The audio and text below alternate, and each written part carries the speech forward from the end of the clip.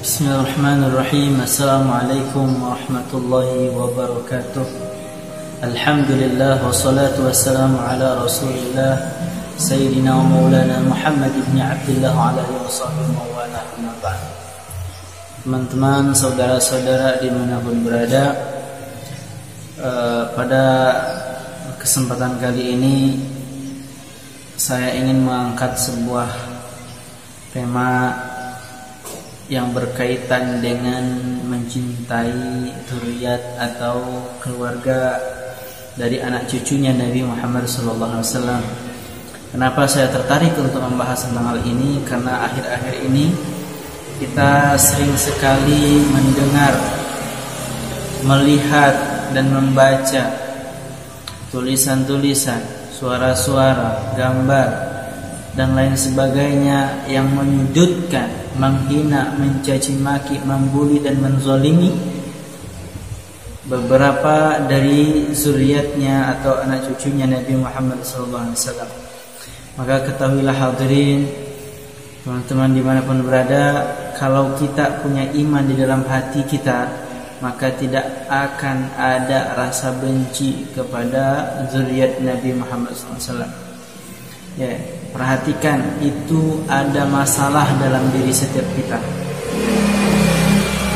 Jangankan untuk membenci atau memusuhi, bahkan menzalimi dari zuriat Nabi, bahkan disebut dengan orang jahat.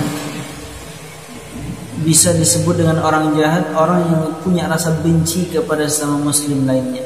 Apalagi ini zuriat Nabi, ini kekasih atau anak cucu yang mengalir dalamnya darah-darahnya Nabi Muhammad SAW.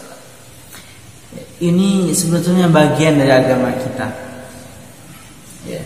Karena Al-Quran, hadis banyak sekali membahas tentang bagaimana seharusnya kita mencintai, bukan malah membenci, menyayangi, bukan malah memusuhi, ya. Mengambil ilmu dari mereka, bukan malah menjauhi mereka. Dalam Al-Quran disebutkan dalam surah Asy-Syura ayat 23, Allah Subhanahu wa taala berfirman, "Qul la as'alukum 'alaihi ajra illa al-mawaddata fil qurba." Katakanlah, aku tidak meminta kepadamu sesuatu apapun atas seruanku kecuali kasih sayang dalam keluargaku. Disebutkan diriwayatkan oleh Imam Tirmizi, begitu juga Imam Ahmad dan Imam Tabrani, Imam Hakim. Ketika ayat ini diturun, para sahabat nanya, "Ya Rasulullah, siapa itu qarabatmu?" Haula'i alladhi, mereka adalah orang-orang yang wajibat alaina mawaddatahum, orang-orang yang harus kita cintai sebetulnya. Di sini disebutkan qala Ali wa Fatimah wa abnahuma, Ali, Fatimah dan kedua putra-putra mereka, ya. Dari hadis ini kita bisa melihat, begitu juga dari ayat di atas, bahwasa Rasulullah itu kepengen kita itu mencintai umatnya, bukan mencintai anak cucunya, bukan malah memusuhi. Mendekati, menyayangi, merangkul. Kalau salah kita nasihati, kalau bengkok kita luruskan, bagi yang memiliki kemampuan untuk hal itu, ya. Bukankah seperti itu yang diinginkan oleh Rasulullah? Ya, jangan justru malah menyudutkan mereka, ya, malah memusuhi mereka. Ini dapat menyakiti hati Rasulullah SAW.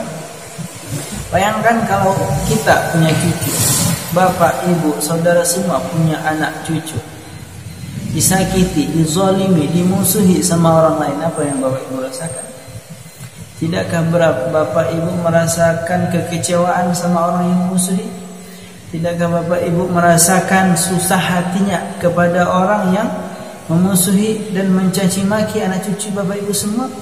Begitu juga Rasulullah SAW. Rasulullah ya gimana, beliau punya hati kemanusiaan, ya, seperti manusia pada umumnya. Sebagaimana kita ketahui, beliau memiliki sifat jais, ya.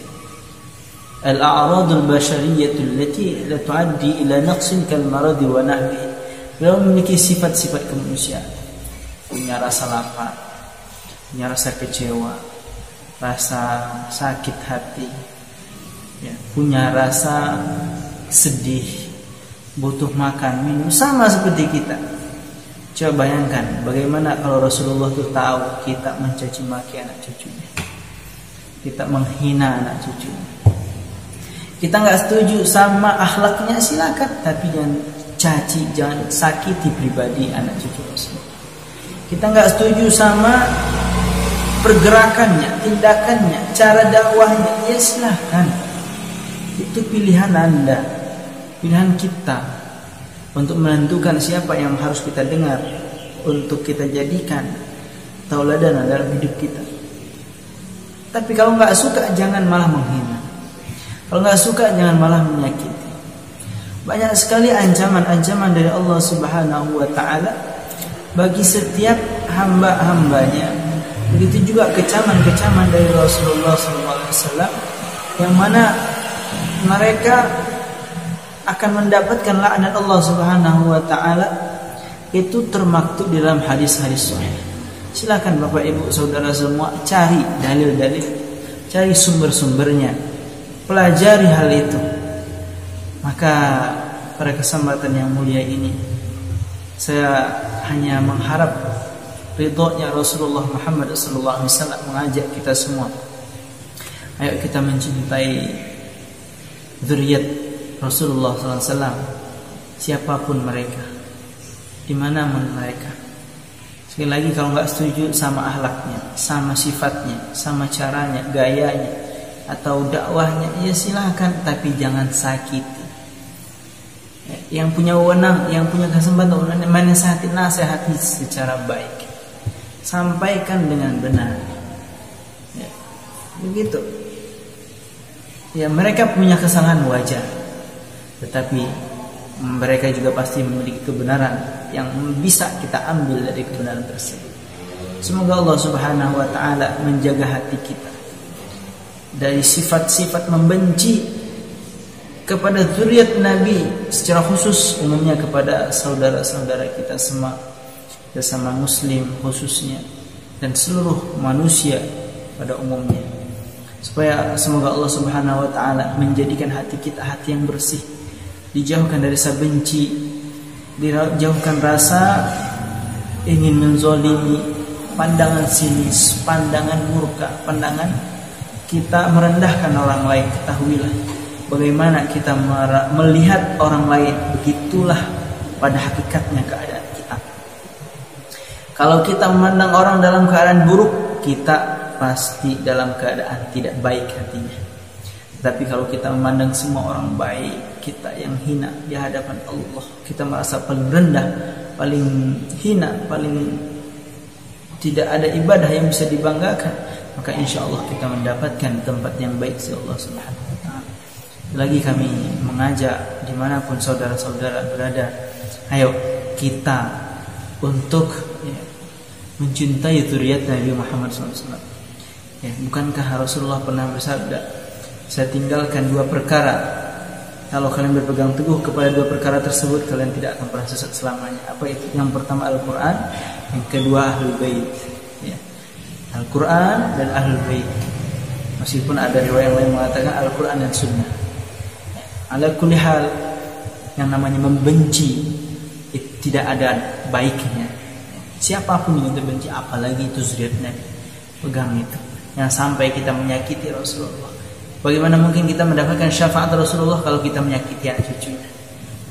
Bagaimana mungkin kita bisa mendekati diri dekat dan berdampingan dengan Rasulullah kalau kita menyakiti hati beliau melalui menyakiti anak cucunya?